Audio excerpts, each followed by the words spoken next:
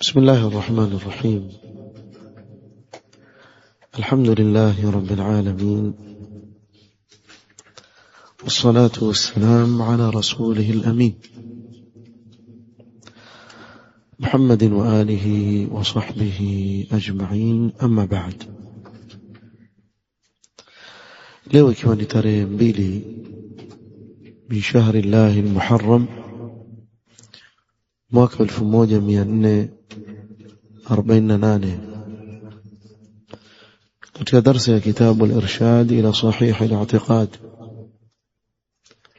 للعلامة صالح الفوزان حفظه الله تعالى. tuendelea na موضوع خطر الشرك ووجوب الحذر منه بتجنب أسبابه. خطاري ya ushirikina na wajibu wa kutahadhari kutokamana na shirki na kujiepusha na kila sababu miongoni mwa asbab zinazopelekea watu katika ushirikina. Al-Imam al-Fawzan hafidhahu Allah ta'ala ameorodhesha chini ya mada hii sababu 10. Walillahi alhamdu wal minna. Katika vikao vilivyopita tumemalizia kusoma sababu 9, na leo insha Allah taala tutaanza sababu ya 10. Sababu ya 10 ni ugonjwa ambao umeenea hivi sasa sana, jambo ambalo kila mahali sallallahu alaihi utalikuta limeenea ma'al asaf, mpaka ndani ya misikiti. Dhambi hii yafanywa mpaka ndani ya misikiti. Yani lau kama mtu atafikiria hawezi kusadiki kuwa hili jambo mtu anaweza kulifanya ndani ya msikiti, majumbani na sehemu nyinginezo. At-taswir, mambo ya mapicha. Qala at-taswir wa huwa wasilatun ila ash-shirki. Taswir ni njia ambayo mwishowe yampelekea mtu katika shirki. والتصوير معناه التصوير معناه نقل شكل الشيء وهيئته بواسطة الرسم أو الالتقاط بالآلة أو النحت، وإثبات هذا الشكل على لوحة أو ورقة أو تمثال.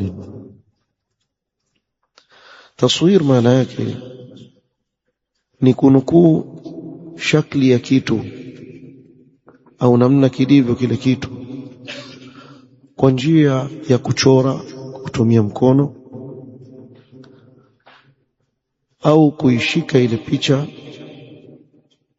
kwa chombo kama vyombo vinavyotumika leo vya kupiga picha, au naht, au kwa kuchonga, kachonga sanamu au akachonga katika ukuta picha ya kiumbe kilichokuwa na roho, kisha ile shakli ile ikadhibitiwa katika ubao, lauha, au katika karatasi, waraka, au timthal, katika sanamu. Hiyo ndio maana at-taswir. Vile itakavyokuwa, hii ndio maana taswir. Iwe umechonga, iwe umepiga kwa picha, iwe umechora kwa mkono, vyote vinaingia katika hukumu moja. قال والعلماء يذكرون حكم التصوير في كتب العقيدة. na wanawavyuoni wataja hukumu ya mapicha katika vitabu vya aqida, vitabu vya itikadi. لأن التصوير وسيلة من وسائل الشرك. kwa sababu mapicha haya ni njia katika njia zinazowapelekea watu katika shirki. وادعاء المشاركة لله بالخلق أو المحاولة لذلك، أن mtu kudai kushirikiana na Allah subhanahu wa ta'ala katika kuumba au kujaribu hivyo. وأول شرك حدث في الأرض كان بسبب التصوير، na shirki ya kwanza iliyotokea katika ardhi sababu yake ni mapicha, sababu yake ni taswir. حينما أقدم قوم نوح على تصوير الصالحين، na tena zaidi ikiwa yule anayepigwa picha ni mtu mwema. Watu wa Nuh walipotengeneza picha ya wale watu wema, ونصب صورهم في مجالسهم التي كانوا يجلسون فيها، wakaweka zile picha zao katika sura ya masanamu katika zile sehemu walizokuwa wakikaa. Kuna sehemu wakikaa ili wawakumbuke, kama vile leo mtu upiga picha akasema ya ukumbusho, vile vile walianza kuwa na ukumbusho. وقد حذر النبي صلى الله عليه وسلم من التصوير بجميع أنواعه. الشيخ الفوزان سيما نام تهذريش متوم صلى الله عليه وسلم jambo la taswir, mapicha kwa namna yake yote ametahadharisha mtume sallallahu alaihi wasallam. Na haya mada pia tuyazungumza ili kuondoa mshangao. Kuna baadhi ya watu wakiona pale msikitini, ukiingia tu kwetu hapa kumeandikwa kuwa hakuruhusiwi picha, bali ukiingia utaona onyo, hakuruhusiwi picha. Bwana wale bwana wanzidi. Hatukuzidi, ndivyo hivi inavyozungumzwa, sheria yasema hivyo. Wallahi lau kama ingelikuwa picha yafaa, kwa nini tukataze? Yani wewe waona mtu ana wazimu mpaka kwambia wewe kuwa picha ni haramu, ameitunga yeye sheria. Jambo la haram na halali katika mikono ya Allah subhanahu wa ta'ala peke yake. Na watu wafanya sana, na leo imefikia hali mpaka watu walazimishana, sijui kwa nini. Yeye akwambia mimi msimamo wangu naona picha hafaa, na mimi msimamo wangu naona haifai, atakupiga picha. Si wewe upige zako hizo, uache watu na salama yao? Lazima utapiga picha yako? Kwa nini ufanye hivyo? Kama mtu hataki, wacha, wamlazimisha bwana. Hizbiyun walivyoona kuwa waadhirika hasa zikizungumziwa ahkamu kama hizi,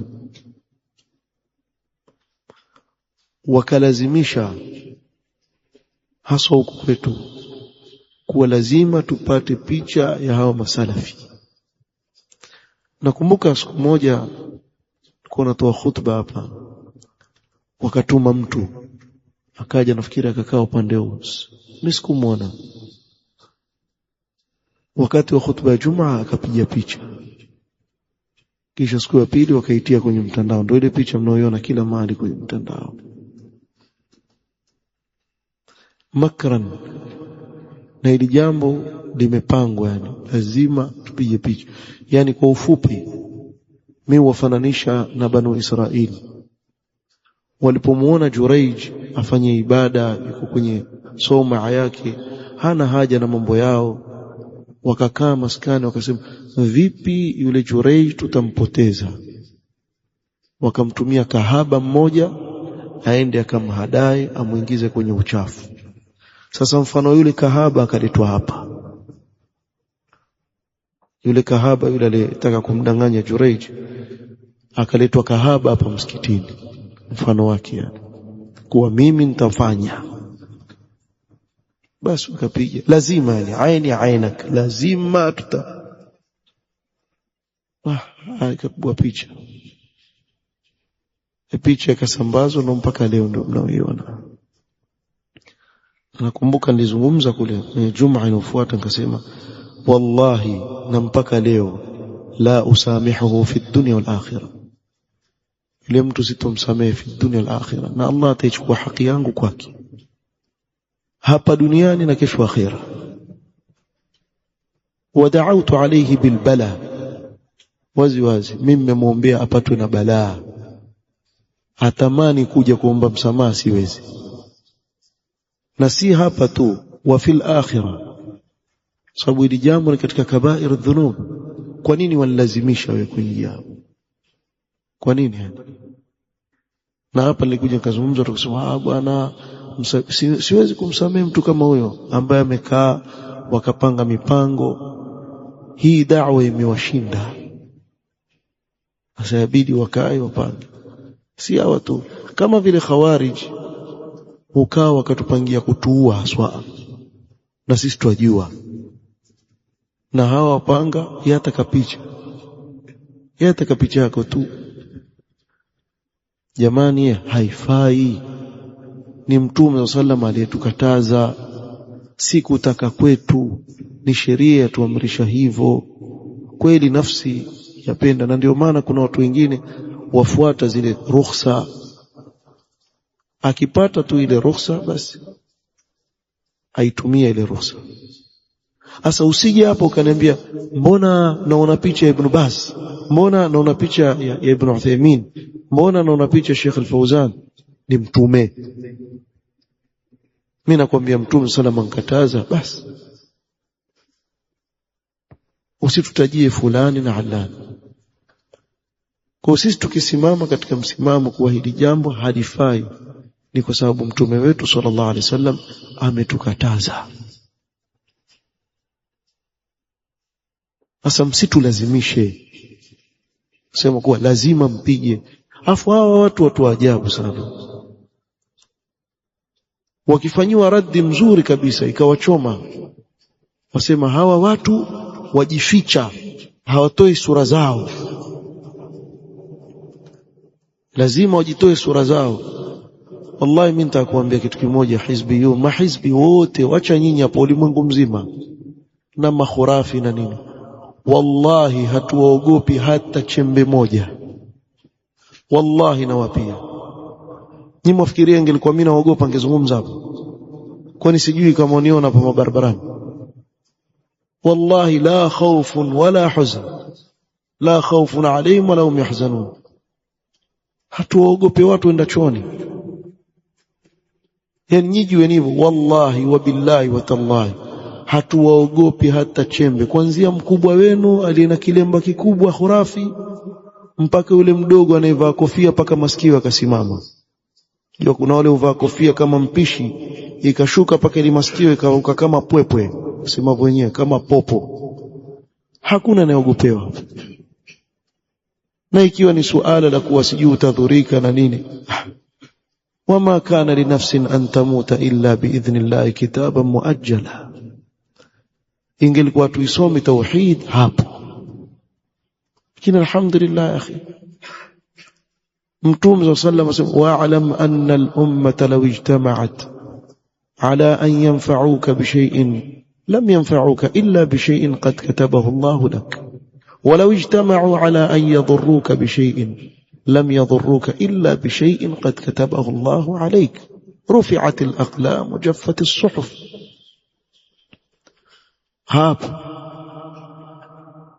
hawajidhihirishi sura zao. Kisha hapo yule mtu asema hawa wazungumza hivi kwa sababu wataka umaarufu, wataka wajulikane. Huyo mtu mmoja asema hawa wajificha kwa sababu waogopa. Huyo mtu mmoja asema hawa wazungumza hivi kwa sababu wataka kujulikana. Nasema kama tutaka kujulikana, tungeliweka watu tupige mapicha kwa kila pembe. Kule ungeona kamera kama vito vya ngamia vimekaa hivi tuelekea. Kila mahali vingewekwa hapo. Si tutaka kujulikana, anataka kujulikana, si wajivuta mavideo na mapicha kila mtu amuone. Sasa tuwaelewe vipi? Tunataka umaarufu ama tuogopa tujificha? Ipi? Chagueni moja. Yufaku anhu man ufik. Maneno yenu ya gotana, chagueni moja. Mkituita waoga muona maneno yateremka kweli, si watu waoga wala hawaogopi salafiyun. Mna kipi kikubwa yani? Wacha nyinyi kuwa za kufar hazitukisi chochote. Takuja nyinyi watu wa maneno bwana, jua la jioni alichome bwana, maji ya moto yachomi nyumba, yangarisha. Tushazoea mazungumzo. Kwa sisi twasema kuwa hili jambo hatulifanyi si kwa sababu ya kutaka kwetu, ni kwa sababu Mtume sallallahu alaihi wasallam ndiye alikataza basi. قال وقد حذر النبي صلى الله عليه وسلم من التصوير بجميع أنواعه ونهى عنه وتوعد من فعله بأشد الوعيد. Mtume sallam amemtuma makamio makali sana kwa yule anayefanya kitendo hiki. Wa amara bi tamsi as-suwari wa taghyiriha, bali akaamrisha watu waziharibu hizi picha, kuzibadilisha. Ule uso mtu akauchora na kalamu ili sionekane. لأن التصوير فيه مضاهاة لخلق الله عز وجل الذي انفرد بالخلق. sababu katika haya mapicha muna kujifananisha na kuumba kwa Allah subhanahu wa ta'ala ambaye yeye peke yake ndiye muumba. Yani anayefanya kitendo hiki ataka kufanya muzahama katika rububia, yeye pia ajifanya ni Mungu. Ayadhan billah. فهذا الإنسان المصور يحاول أن يضاهي الله عز وجل فيما انفرد به من الخلق. huyu mtu wa mapicha huyu ajaribu na yeye kumuiga Allah subhanahu wa ta'ala katika lile jambo ambalo ni yeye peke yake analifanya, jambo la kuumba. ولأن التصوير وسيلة من وسائل الشرك. sababu hii taswir ni njia katika njia zinazowafikisha watu katika ushirikina. فأول حدوث الشرك في الأرض كان بسبب التصوير. mwanzo ilivyotokia shirki katika ardhi sababu yake ilikuwa ni mapicha. لما زين الشيطان لقوم نوح تصوير الصالحين. shetani alipowapambia watu wa Nuh kutengeza mapicha ya watu wema. ونصب صورهم على المجالس لأجل تذكر أحوالهم أنها تنفع وتضر من دون الله. wakaweka zile sura zao katika mikao yao liajli tadhakkur, ili wapate ukumbusho, liajli tadhakkuri ahwalihim, wakumbuke zile ibada zao na mambo walikuwa wakifanya. Mwisho ikafikia kuwa wanufaisha na wadhuru pasi na Allah. Mwisho ikafikia huko. Fataswiru huwa mansha'ul wathaniya. Kwa taswir ndio chanzo cha kuabudu masanamu. لأن تصوير المخلوق تعظيم له وتعلق به في الغالب. sababu kumpiga picha kiumbe hasa watu wema ni kuadhimisha na kufunganisha moyo na yule mtu mara nyingi sana huwa ni hivyo. wala siyama idha kana almusawwar lahu sha'nun min sultatin au ilmin au salahin. na hasa akiwa mpigwa picha yule ana jambo katika mujtama, imma ni kiongozi au ana ilmu au ni mtu mwema, hatari yazidi. Kuna mapicha yauzwa ya mashekhe wa kikhurafi. Kienda Tarim kule Tarim pale Hadhramut, kuna duka moja nakumbuka mara nyingi nikipita kuuzwa picha mashekhe wa kikhurafi, Bahafidh kina Al-Jufri, alafu kama pozi kama nshika tasbihi hivi, angalia hivi juu kando, kisha bwa picha kisha yauzwa. Na kuna watu wallahi la ubaligh waitakidi kuwa akiweka ile picha yule shekhe amuona pale alipo, ile shekhe yuamuona, basi si uiondoe bwana, atakuona mara wavua nguo, mara fanya nini, mara waenda kuoga, watakia nini akutungulie. Weka picha ya shekhe wako hiyo kupiga nini chabo bwana, na umekaa tu pale, vundilia mbali, ondoa. Kuna wengine nyumba imejaa mapicha, ukiingia sitting room kabandika picha ya shekhe huyu, upande shekhe ule, upande ule shekhe ule. Sasa hatari yazidi ikiwa ni mtu kama huyo. wala siyama idha udhimat as-suratu binasbiha ala ha'itin, na haswa ikiadhimishwa ile picha ikawekwa kwenye ukuta ni zaidi. Na hii kweli yapelekea kwenye shirki, na haya tuyaona leo, na hata kama bado hayajatokea mwisho wa kusha ishia hivi. Au iqamatiha fi shari'in au maidanin, au ikawekwa picha hiyo barabarani au katika uwanja hivi ikawekwa ile picha, au fi wajihati almajalisi walmakatib, au katika zile sehemu zinazokukabili katika sehemu za mikao na maofisi. Fa inna dhalika yuaddi ila at-ta'alluq biha min al-juhal wa ahli ad-dalal, hila pelekea nyoyo za hawa wasiojua kufungamana na watu hawa pasi na Allah na watu wa upotofu, walau baada hin, hata kama si leo, baada ya muda tatokea tu. ثم هذا أيضا فيه فتح باب لنصب الأصنام والتماثيل التي تعبد من دون الله, na hili jambo pia lafungua milango ya kuweka masanamu aswa ambao mwisho huabudiwa pasi na Allah subhanahu wa ta'ala.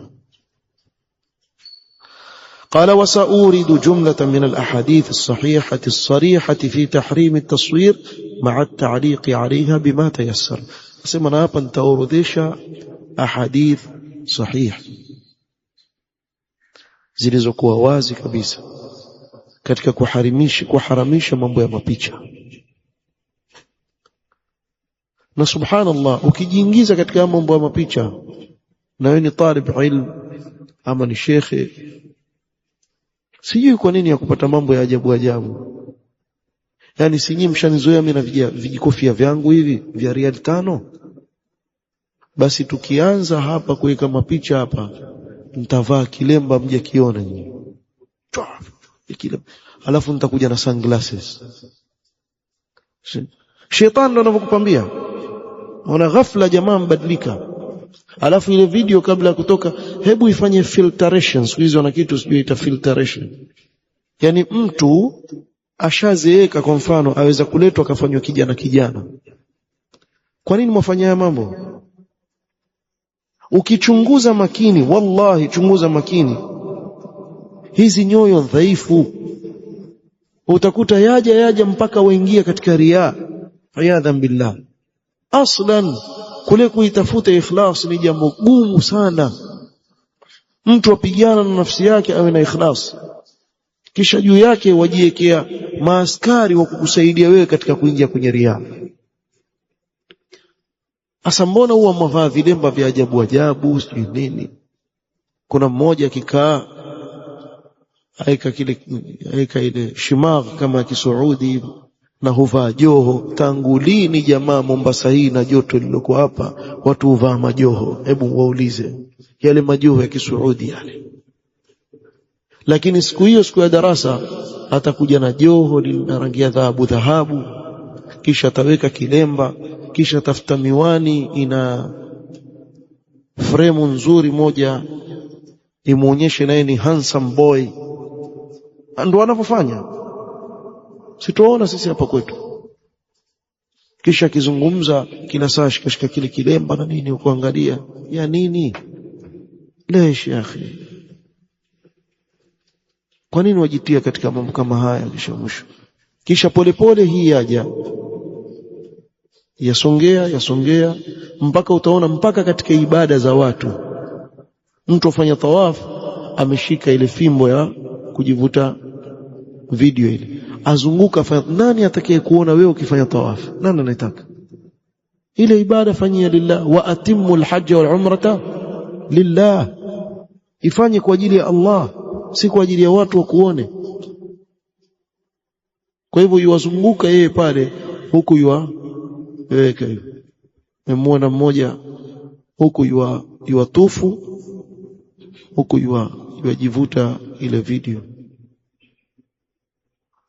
huku yuwasoma Qur'an, yuwasoma zile aya zinazozungumzia kuhusu tawaf, huku yuwazunguka pale avute ile.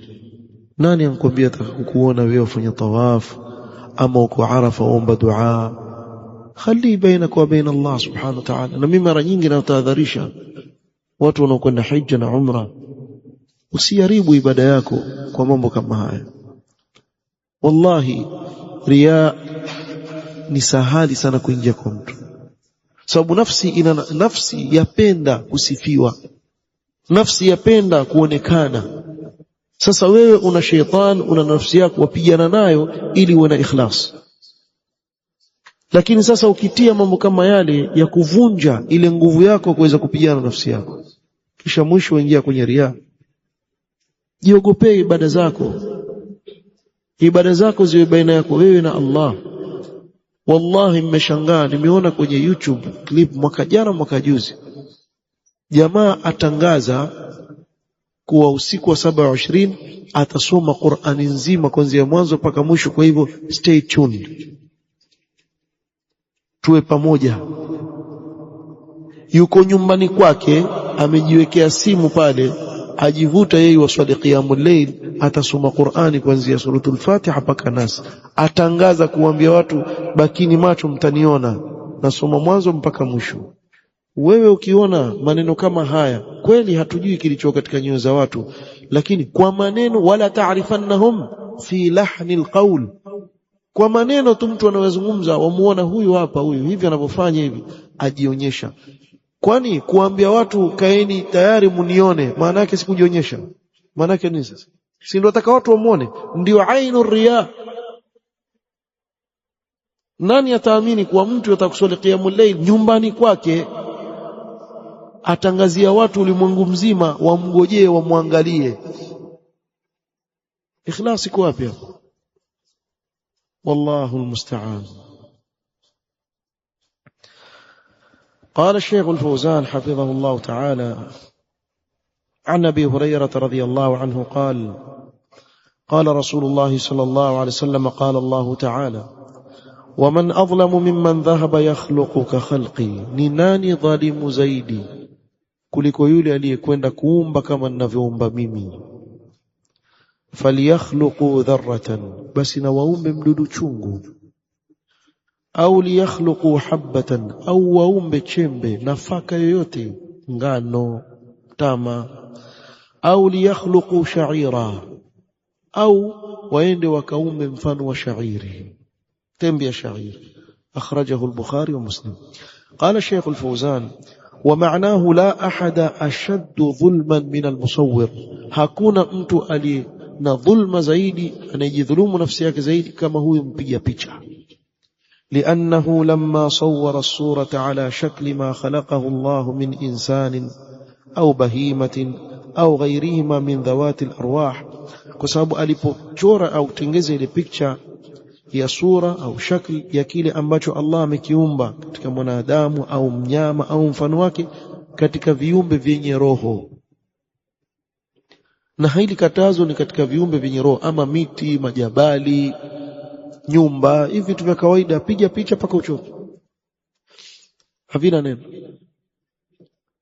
Walivyofanya hivyo, sara mudahiyan li khalqi llahi alladhi huwa khaliqu kulli shay, kwa kule kutengeza picha ajifananisha na kuumba kwa Allah subhanahu wa ta'ala, ambaye ndiye muumba wa kila kitu, wa huwa rabbu kulli shay, na yeye ndiye mola mlezi wa kila kitu. Wa huwa alladhi yusawwara jami'a al-makhluqat وجعل فيها الأرواح التي تحصل بها حياتها. Na Allah subhanahu wa ta'ala ndiye aliyevipa viumbe vyake vyote zile sura walizokuwa nazo, kisha akawawekea na roho ambayo ndiyo sababu ya uhai wao. Kama qala ta'ala khalaqa as-samawati wal arda bil haqqi wa sawwarakum fa ahsana suwarakum, wa qala ta'ala huwa Allahu al-khaliqu al-bari'u al-musawwiru. Allah ndiye al-musawwir, yeye ndiye anayevipa sura viumbe vyake. ثم إن الله تحدى هؤلاء المصورين الذين يحاولون مضاهاة خلقه أن يوجدوا في تلك الصور التي صوروها أرواحا تحيا بها كما في المخلوق الذي صوروا على هيئتهم. أسمع كيش الله سبحانه وتعالى akawapa changamoto na challenge wale wenye kuchora mapicha na kupiga mapicha wanaojaribu kumuiga Allah katika kuumba kwake, watie roho katika zile picha walizozitengeneza. Wa hadha bayanun li'ajzihim wa fashalihim fi muhawalatihim, na hii ni kuonyesha kuwa hawa ni watu wenye ajizi, hawawezi kufanya hilo jambo, hawana uwezo hilo na wamefeli katika kujaribu kwao. Wa kama annahum aajizuna an ijadi hayawanin dhi ruh, na kama vile hawa hawana uwezo wa kuweza kumleta kiumbe kama mnyama aliye na roho, fahum aajizuna an ijadi athamari walhabbi falyakhluqu habbatan, wacha wanyama wenye roho, hata tembe ile ngano na nyinginezo na mtama na mawele pia hawawezi kuumba mfano wake, basi na waumbe. وروى البخاري ومسلم عن عائشة رضي الله عنها أن رسول الله صلى الله عليه وسلم قال: أشد الناس عذابا يوم القيامة الذين يضاهون بخلق الله. watu watakaoadhibiwa zaidi siku ya kiyama ni hao wanaojifananisha na kuumba kwa Allah subhanahu wa ta'ala. قال الشيخ الفوزان حفظه الله: فهذا إخبار منه صلى الله عليه وسلم بشدة عذاب المصورين يوم القيامة وسوء عاقبتهم. Allah subhanahu wa ta'ala na mtume wake sallallahu alaihi wasallam hapa hatupa habari juu ya adhabu kali itakayowapata hao watu wa mapicha siku ya kiyama na mwisho wao mbaya. Wa in aashu fi hadhihi dunya salimin, hata kama wataishi katika huu ulimwengu wakiwa salama. Anajikamera kubwa yatembeana, na kuna wengine ndo kazi yao hii ni kazi yake, aitwa cameraman atembea na jikamera kubwa kwenye kifua chake, amefunga kamba, kila mali endako anayo. Wa in aashu fi hadhihi dunya salimin wasummu fannanin, yetu hao ni fannana. Huu fannan katika kupiga picha hakuna mfano wake. Uweza kumgeuka hivi wageuka, geuka vile wageuka, fanya hivi wafanye, na alafu unafanywa mtoto kabisa ukiwa kwa mapicha. Tena hasa siku wale wanapiga picha kwenye maharusi mshike hivi ashika na huku na hiyo ashika tu mbele za watu, aibu, wallahi aibu mbele za watu. Wewe sasa mkumbatia mke wake mbele za watu, siku ya kwanza atajengea naye ndani ya nyumba, basi wakumbatiana, fanya hivi fanya, wafanya mambo ya vituko ya Rabbi. Kisha zile picha siku hizi zasambazwa kila mahali. Angalia, subhanallah, mbali na kuingia kwenye dhambi ajitia kwenye aini, kwenye macho ya watu. Ni wangapi ambayo aini imekuwa ni sababu ya kuharibu majumba yao? Wacha na mbali na kujipiga picha wao. Kuna mmoja mmeona amepiga picha chumba kile cha biharusi, kimepigwa picha video kikatiwa kwenye mitandao. Wallahi alazim ya jamaa, la ubali, ile siku ya harusi kile chumba kilichomeka, kuntokea moto hivi, kila kitu kilichomeka. Wakatengeza video nyingine kilivyochomeka, kisha wakaunganisha kabla na baada. Hakuna shaka kuwa ni aini. Kwani wangapi wana uwezo huo? Kuna watu bwana ana godoro tu, hana uwezo huo. Kisha wewe waje kumuonyesha jitanda lako ukalitengeza, sijui kalichongesha wapi huko, laki sijui ngapi umenunua. Godoro limetandikwa bedsheet hilo sijui bei gani, ukija kwenye pazia zimefanana na bedsheet. Ukiangalia ile dressing imetiwa kila aina ya perfume, jamaa ukanunua perfume konzi pale nje, hakuangalia tu salala apige hivyo, hakuna Allahumma barik. Angalia siku ya pili wana nyumba ya chomeka. Wallahi alazim, aini ya nani aliyesababisha? Wewe mwenyewe.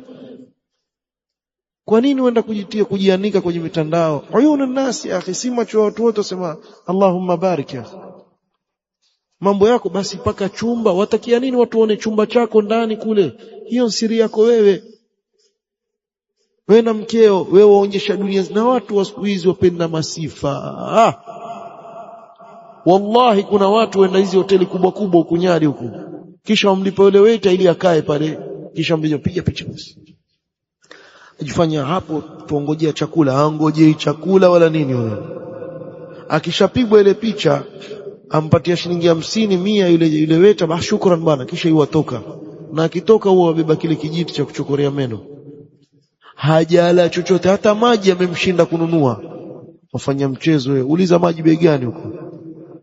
Yale maji yale wenda kuyanunua hapa nje kwa duka la Sefu pale shilingi 20, kule uzwa 500. Usikia maji 500, si haya napata dukani pale mtaani. Ndio hayo. Sasa wewe wakati pale wapiga picha zako kisha wazitia kwenye mtandao, yani waonyeshe watu kwa jambo ambalo kiukweli huna. Ya nini ya akhi, ya nini? Kwa nini wafanye hivyo? Khali hadha bainaka wa bainahum. Sasa watu siku hizi wamekuwa na maradhi, na hasa ilivyoingia mitandao ya kijamii ya kila aina, mambo ya Instagram, kuna nyingine ile video yavutwa live wakati unaofanya vile vituko.